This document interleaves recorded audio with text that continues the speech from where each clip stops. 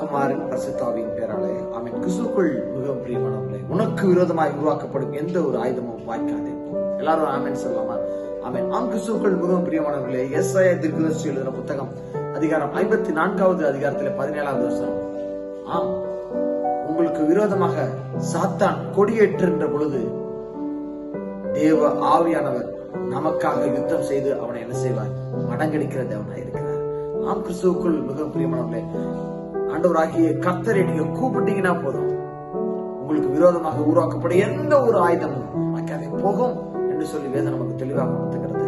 எந்த ஒரு ஆயுதமாக இருந்தாலும் சரி, எப்பேற்பட்ட சாபமாக இருந்தாலும் சரி, எப்பேற்பட்ட ஒரு கெடுதல் எண்ணம் கொண்ட மக்களாக நமக்கு விரோதமாக எழும்பினாலும் சரி, அவர்கள் தேவனால் முறியடிக்கப்படுவார்கள். கிறிஸ்துவுக்குள் மிகவும் பிரியமானவர்களே, நீங்க கர்த்தரை தெய்வமாக ஏற்றுக்கொண்டு ஆண்டவராகிய கர்த்தர் எனக்கு விடுதலை தருவார், அவராலே நான் எல்லா விதமான யுத்தத்திலே நான் ஜெயிப்பேன் என்று சொல்லி அந்த வைராக்கியத்தோடு நீங்க காத்திருக்கின்ற பொழுது கர்த்தர் சாத்தானுக்கு விரோதமாக கொடியேற்றி நம்மளை வெற்றி பெற செய்வார். விசுவாசத்தோடு காத்திருப்போமா? என் தேவன் எனக்கு உதவி செய்வார். குதிரை யுத்த நாளுக்கு ஆயத்தமாக்கப்படும், ஜெயமோ அது கர்த்தரால் வரும். கிறிஸ்துவுக்குள் மிகவும் பிரியமானவர்களே, எந்த ஒரு ஆயுதமும் வாய்க்காதே போகும். எப்பேற்பட்ட ஒரு பழிச்சொல் இருந்தாலும் அது உங்களுக்கு வாய்க்காது.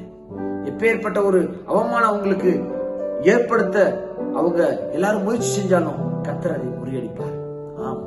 விசுவாசத்தோடு காத்திருப்போம். ஜெபம் செய்யலாமா?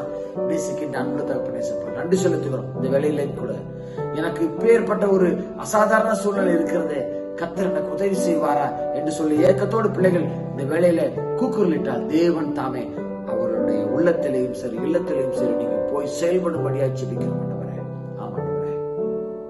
நீங்க சொன்னீங்களே, உனக்கு விரோதமாக உருவாக்கப்பட எந்த ஒரு ஆயுதமும் வாய்க்காதே போன்னு சொன்னீங்களே, அந்த வாக்கு தத்தத்தின்படியாக அந்த பிள்ளைகளுக்கு நீங்க செய்து வரும்படியா ஜெபிக்கிறோம். அப்படியே நீங்க செய்ய போறதுக்காக நன்றி செலுத்துகிறோம். எங்க வாழ்க்கையில நீர் பிரசன்னமாக இருந்து எங்களை வழிநடத்தினப்பா.